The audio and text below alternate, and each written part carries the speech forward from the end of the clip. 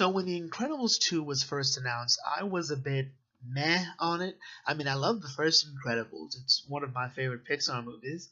But at the same time, I never felt that it needed a sequel, and Brad Bird seemed to be of the same mind with me when it came down to that.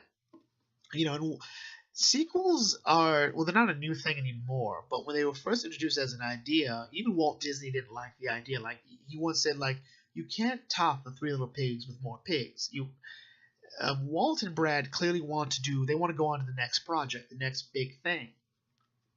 But The Incredibles 2, The Incredibles was super popular, and the fan response was there, and I think the wait was worth it, primarily because this is a good movie, but I also think it succeeds at where a lot of sequels tend to fail at, whereas they like to regress their characters to tell a story. Or at the very least rely on traits that characters have already or should have grown out of. A good example would be, Aladdin or Beauty and the Beast or, yeah, all the Disney ones, honestly. Most of the Disney ones. Rescuers Down Under is still like the best Disney sequel of all time. Fight me. But, Pixar has a great track record with sequels. We didn't need Cars 2. But without Cars 2, we wouldn't have gotten the more interesting Cars, so, whatever. Incredibles 2 succeeds where I think a lot of sequels fail, and this is going to be, of course, in the spoiler-free part. The Incredibles 2 is really good at fleshing out its characters and changing the tone. This movie takes itself a lot more serious than the first one did, and I don't mean that in a way to demean the first one. I think the first one is very much Mr. Incredible. I think it's pretty much his story, where also at the same time we see other members of the family that have problems, but at the same time those problems never felt like they were anything bigger than Mr. Incredible just needs to spend more time with his kids, because that's what happened when he did that other job. He was then he was more flirtatious with his wife. His marriage was doing better. It wasn't doing bad, but it was just fun. He was hanging out with his kids more. He was just a much happier person because he was able to do what he loved. But at the same time, it was also played up like an affair for the grown folk. But this one feels more like not only is the danger elevated, with Elasta-Girl, back in the spotlight. That's not a spoiler because, we see it. But also because it becomes a bit more of a personal story because we're going into, Mr. Incredible Bob having to, be the stay-at-home dad. He has to succeed so she can succeed, so we can all succeed. And the movie did a really great job of not playing Bob up as a boob, as an incompetent boob when it came to being a stay-at-home dad, because that's a very easy trope to fall into. The dumb dad. It's a very common trope in television nowadays where the dad has to be stupid. Like mom can't just, be confident, dad can't just be confident. No, dad has to be stupid. And Bob here isn't stupid. And I want to give the movie points for that, if anything. I think this movie's biggest problem is a lack of subtlety. Like, as you watch this film, you're going to figure out who the villain is and what's going on. But to be fair, figuring out who the villain is, no matter how early or late you do it, it doesn't take away from how dark and intense this movie wants to be, and I think it succeeds at for the most part. The division of labor in this movie, which is the term I use to describe, how much weight is each character giving. And I plan to go more into that on a possible review of Naruto in the future. But the division of labor is each character should have something to do. Each of our primary characters, our protagonists. In this one we have 6 protagonists. Bob, Helen, Violet, Dash, Jack. Alright? And each of them all have something to do. The weak link in this is Dash. I mean, out of all these characters, Dash has, I think, the least to do. Probably because there's no arc for Dash. And that isn't a problem because Dash he's like Wally West in the Justice League cartoon. He doesn't need to have his own story in every episode because he's such a fun character that anytime he's on screen, you're just enjoying him being on screen. In terms of the villain, without going too deep into it, the villain is pretty obvious. When you think of a villain for The Incredibles, you can't help but compare him to the villain to their first one, which is Syndrome. Syndrome is a great villain. He takes this personally, and he is the fan gone wrong. And with this one, there's two possible villains, and I'm not going to reveal which one's the villain. But of these two, I think the obvious trap is obvious, but at the same time, you could justify that person being the villain. Out of next to the Parr family, the second protagonist is Frozone. Frozone has a lot more to do in this one, but I think that's also sort of the problem in that he doesn't really have a lot to do. There's no Frozone story here. Frozone is just he's just a friend. He's just Bob's old friend. He's Bob and Helen's old friend from superhero days, and he just sort of serves as the other side of the story, as like, hey, okay, how do we get these characters to be these characters in a less obvious way? Because considering how it's done, I don't think Bob would have been so willing to trust this person, because that's how we got into trouble the last time. Overall, this movie does a great job of fleshing out its character. Like, even though I said Dash doesn't have a lot to do, Dash's own little story makes sense, and he has a lot to contribute to the story. Jack Jack is almost his own little story within a story, which is Bob, managing the family while Helen's off somewhere. There isn't much to say about this movie from a non-spoiler standpoint at the end of it. Like, you can't really go into it without going into spoilers. So here we are going to spoilers in 5, 4, 3, 2, 1. So here we are, spoiler heavy. So our two new characters, Winston and Evelyn Dever. So yes, Evelyn Dever. Yes, and it's exactly what you think. Yes, she's the bad guy. But here's the thing: you didn't even have to know her name to know she was the bad guy. But to be fair to the movie's credit, you could have also waged it was Winston. Winston and Evelyn are fun, especially Winston. Winston's more fun than Evelyn. Winston is very much that fanboy. He wants to make supers great again. His father loves supers. He devoted his life to helping supers, and his desire to make supers legal comes from the fact that his father was killed in a robbery, where his father tried to call the supers as opposed to the police, and because the phone lines have been disconnected to them, like he had the Incredible Hotline, the Elasta-Girl Hotline, the Frozen Hotline, the Gazer Beam Hotline, and he couldn't reach them because the lines had been disconnected because heroes were illegal, or supers were illegal. Again, why he didn't call the police when all those other numbers failed, I guess came down to the fact that the robbers found him before that.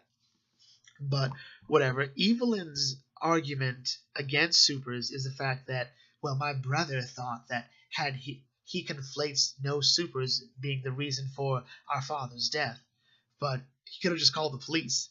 And she wants to create a world where the people don't want supers, and that's great.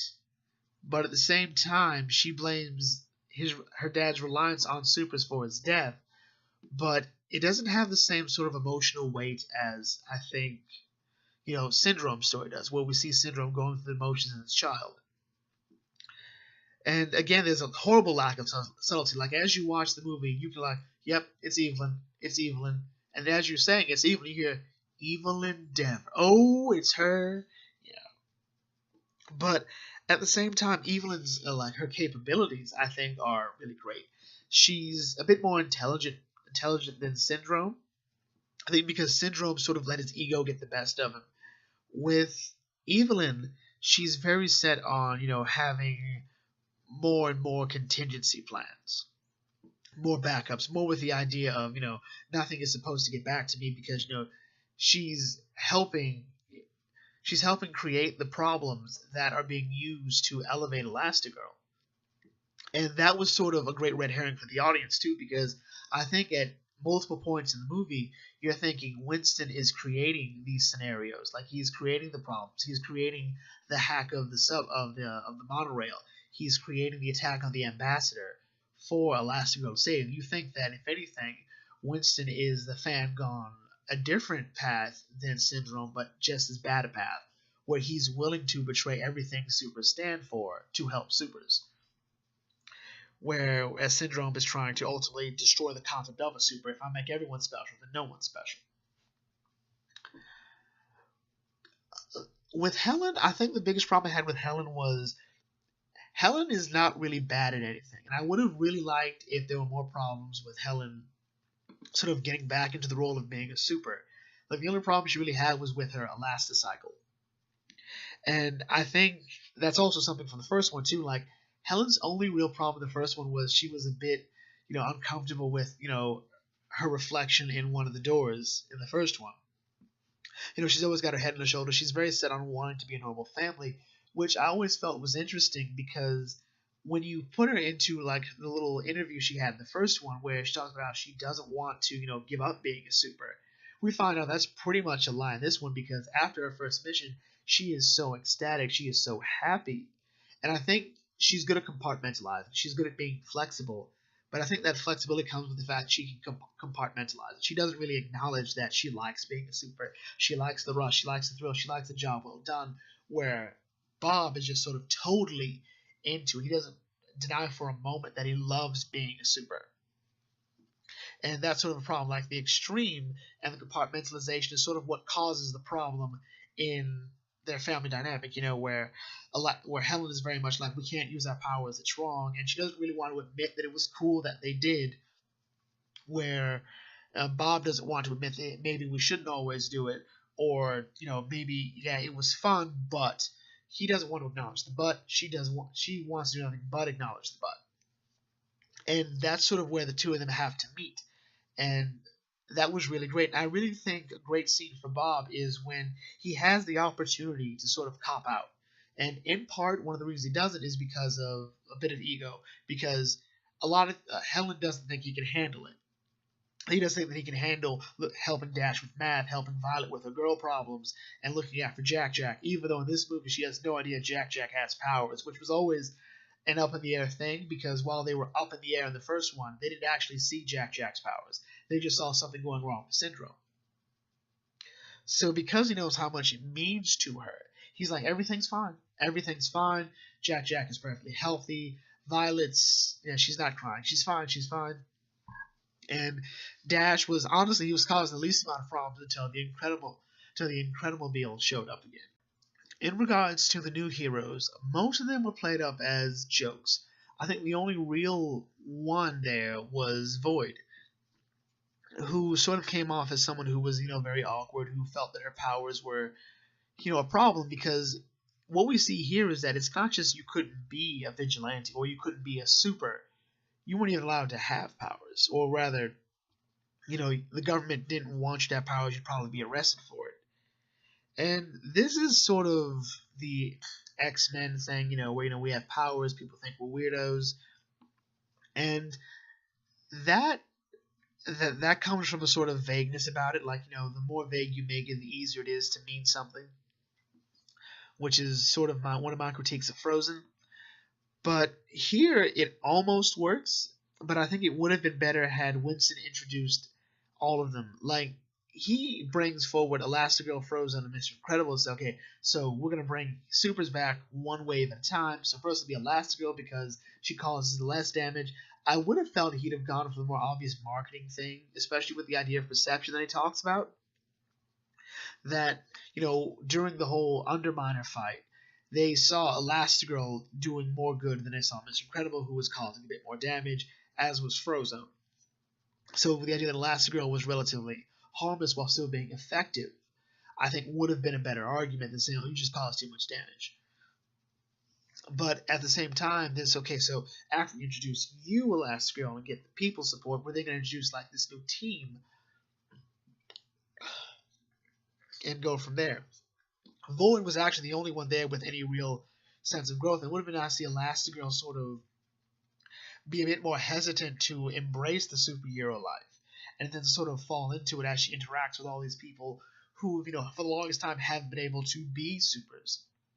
Which I think is something she didn't really quite get with her kids in the first one. To Helen Parr, I think for the most part, before she really embraces the superhero life in this one, she sort of sees it as a job. She sees it as, I'm just sort of getting back into it. I'm putting a costume back on. And then at the end of it, she's like, that was so much fun. She felt back. And I think it would have been great to see her sort of get lost in the glitz and glamour of it. If Helen could have gone through that arc of, it was nice to do something else, and I got lost in the glitz and glamour, and I missed something.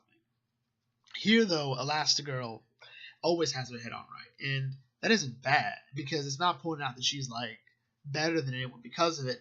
It's just I don't know. I think I would have liked to see as many characters as possible go through a sort of arc here, which might have also been another weakness of this film. The only person who really goes through an arc is, I guess, Mr. Incredible, but it's not even much of an arc. He sort of comes to terms with the fact that, hey, I can't, I caused too much damage. I'm not the one they want. They want my wife. And he's more upset that he's not wanted over the idea of, they want her over him. I think he'd probably feel the same way if it was Frozen over him. Here we just sort of, he has to adjust the fact that, okay, I have to succeed so she can succeed. So that's great and that's fun. But, like, no point does the movie actually go out of its way to punish him for it. Or does the fact that he's sort of rallying against the idea. He jumps into the idea of, helping everyone out, of being the stay-at-home dad relatively quickly, especially when he sees how much it means to his wife. That's great. That's fun. If anything, I think Violet also learns a lesson, sort of prioritizing, what has to be done. But at the same time, not really. I think that's mostly it.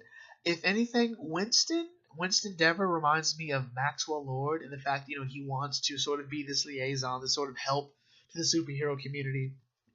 And even then, with the fact that Evelyn uses hypnosis and effectively mind control, it also was a callback to Maxwell Lord and his powers of mind control.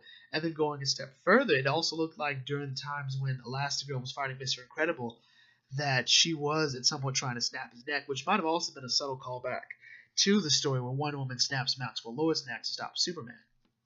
Frozone, I don't think, was ever going to be as good as he was in the scene with Where's My Super Suit. Even Honey wasn't better in Where's My Super Suit. It's just this really great scene that's never going to be matched ever again in history. They just might as well give up on it.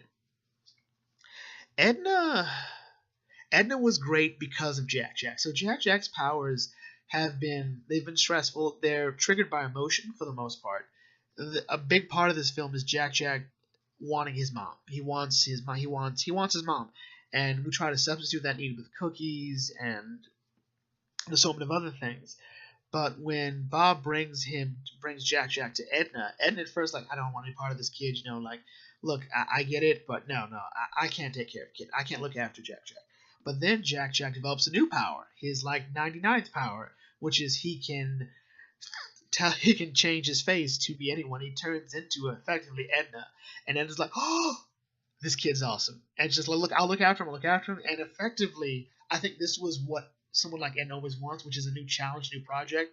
Remember, she says at one point, I used to design for gods.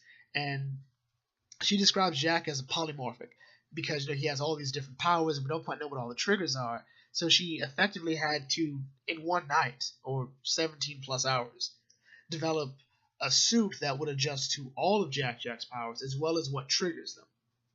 And she does all that, and she felt so happy. This is what Edna is. Edna is an art. She reminds me of Jack Skellington sometimes, because when she has this new project, this new idea, nothing else matters, and it's just fun. It's just great. It's where she is. It's where she belongs for the most part. Ultimately, The Incredibles 2, I think, is a good to great movie. I know I talked about his lack of subtlety, but that, I think, is more in line with this kind of superhero movie. Like, it's not one of those head scratches, like, who's the real villain? If you can figure it out, you can figure it out. If not, whatever. You just have to determine how much you want to look at every bit of the movie. At least from my perspective, maybe it was much easier than I'm giving it credit for. Maybe it was much more complex than I gave it credit for. But that honestly doesn't matter because this is such a good movie, in my opinion. Is it better than the first one? Well, that's a matter of personal opinion, really. I think Mr. Incredible has a better story because the story is allowed to flourish more because it's his movie in the first one.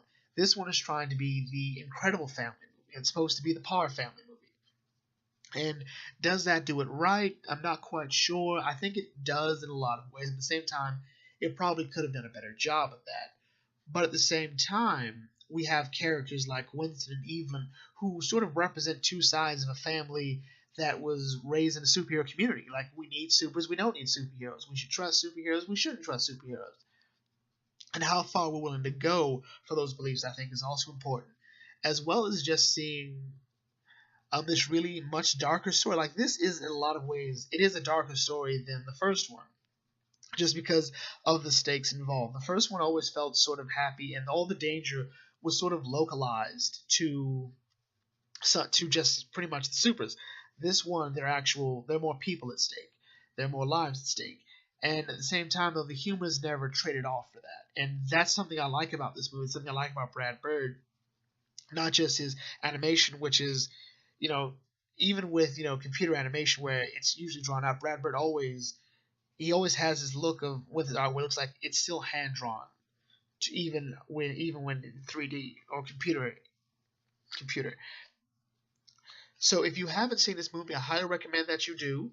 I would rate this film. Well, if I'm gonna go by the, I don't know, I don't know what my scaling system is gonna be for this. I'll come up with a scaling system by the end of the year, I promise, though. So with that in mind, we're gonna bring this video to a close here. If you're new to the Bucket Think Tank, feel free to like, comment, share, subscribe. I love to hear your thoughts on the Incredibles movie. I felt it was great, and I will catch you all later. Feel free to check us out.